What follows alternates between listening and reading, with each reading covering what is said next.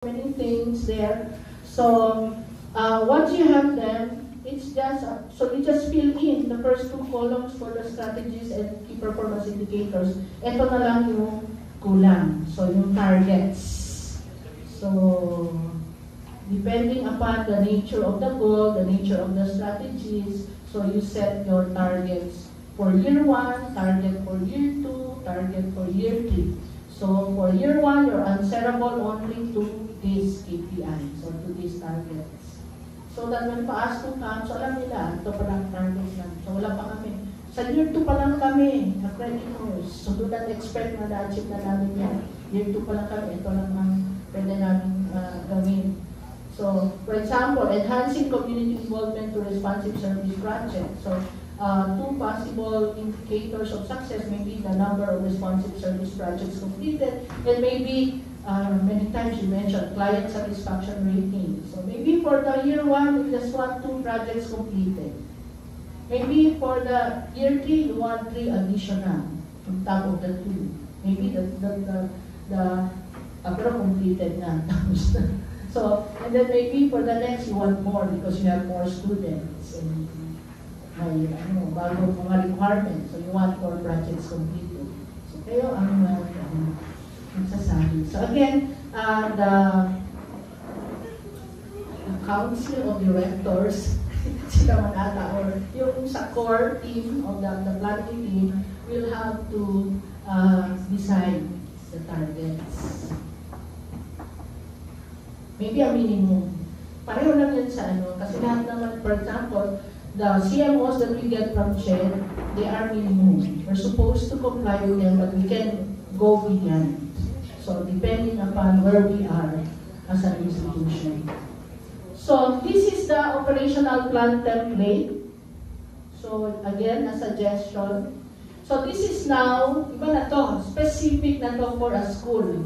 So, each school will have its own operational plan template. And the operational plan is good for 1 year. So that you are required. After 1 year, you come together in the school. In the school, you come together and then you evaluate what you were able to do, what you were able to achieve from using the operational plan as your basis, as your reference. So, what were you able to achieve? And then, again, engage in planning for the next school year. So you identify what will be the actions for the next school year. So, pero meron na kayong targets. From the strategic plan, you already have the strategies. You already have the key performance indicators. You already have the targets for the 3 years. So you just copy the contents of the first 3 columns doon sa strategic plan. So, ang additional na lang would be the specific actions. But you already have listed a lot of actions in this exercise. So, for example, dito, one action can be conduct a faith formation needs assessment survey. So, maybe you want to start. So, very specific activity. So, you conduct a faith formation needs assessment survey. And then after conducting the needs assessment, of course, in between, you develop the program. But you don't want to have a document with so many things, so many actions. You just put the crucial ones. So, it's understood that when you say launch faith formation sessions for students and parents. So, it's understood that you have already developed the program. Kasi you cannot launch kung wala pa yung protocol of the formation program.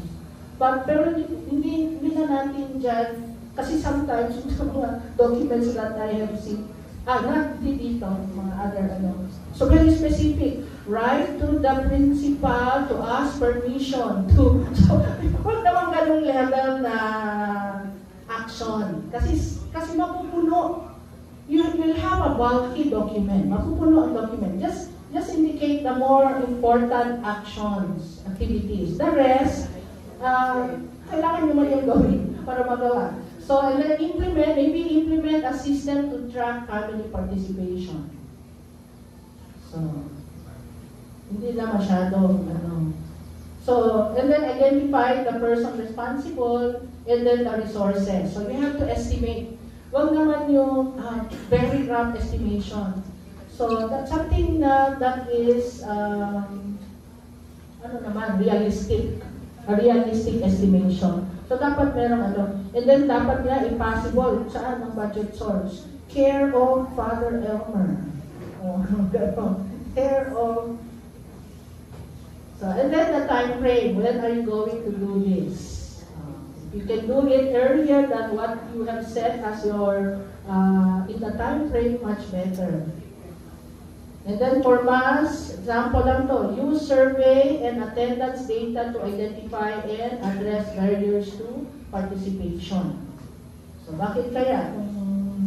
So it's good to have a system for tracking attendance. And maybe you might want to check, do a survey to identify barriers to participation, regular participation in the mass. What are the barriers?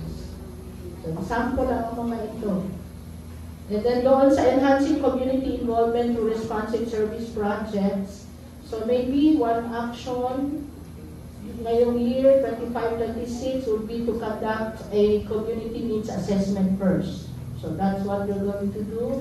And then organize 2 community service projects involving students and families based on the community needs. So the nitty-gritty detail of how you will organize, so ibang document na lang yan. It can be a 1-page document just to guide you what you will do. So pero ito dito, this is just to serve as a map, a roadmap for you. These are the things that I will do this year. So as principal, I will monitor, I will make sure that these actions will all be undertaken. So, yun lang po. Again, ang first 3 columns, copy-paste lang yan. What you